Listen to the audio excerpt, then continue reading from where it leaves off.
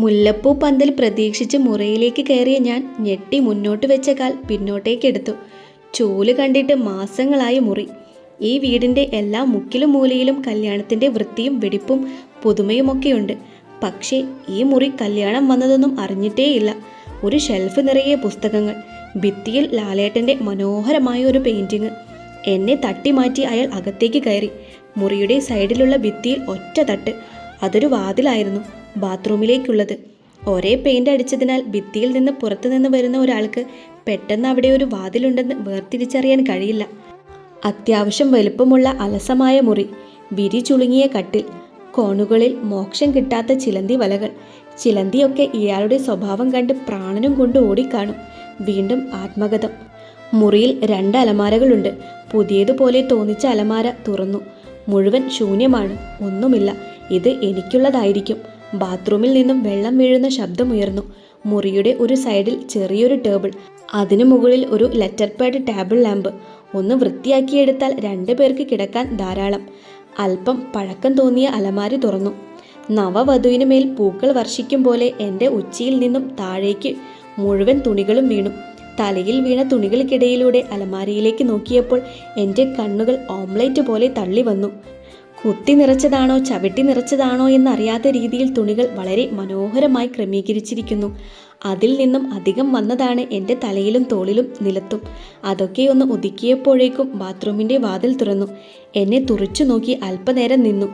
ഞാൻ നിസ്സഹായതയോടെ കൈ മലർത്തി. ആരോട് ചോദിച്ചാടി എൻ്റെ അലമാര തുറന്നത്? നീ എന്താ ഇവിടെ തിരഞ്ഞത്?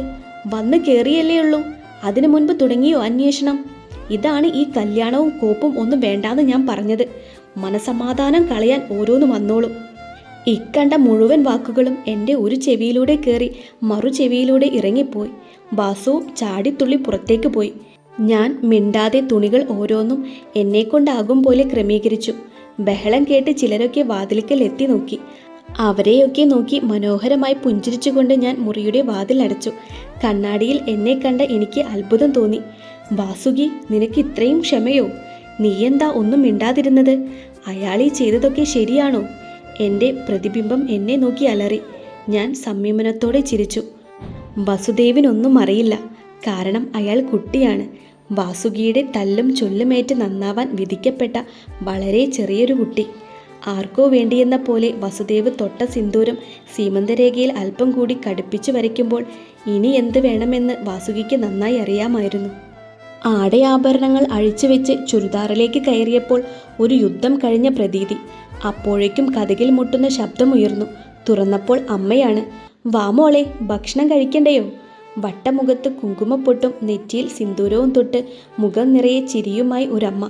അതാണ് നമ്മുടെ വാസുവിൻ്റെ ഭാനുമതി അമ്മ. ഇനി മുതൽ എൻ്റെയും. അല്ലാതെ തന്നെ വയറ് നിറഞ്ഞിരിക്കുകയാണെന്ന് പറയാൻ തോന്നിയതാണ്. പക്ഷേ ആ മുഖത്തെ ചിരി മായ്ക്കാൻ ഞാൻ ആഗ്രഹിച്ചില്ല. ഊണുമുറിയിൽ വസുദേവില്ലായിരുന്നു. അനിയത്തി ദേവനന്ദയും അച്ഛൻ ദേവനും മാത്രം മേശയ്ക്ക് അപ്പുറവും ഇപ്പുറവും ഇരിക്കുന്നു. ഞാനും ഒരു കസേരയിൽ ഇടം പിടിച്ചു.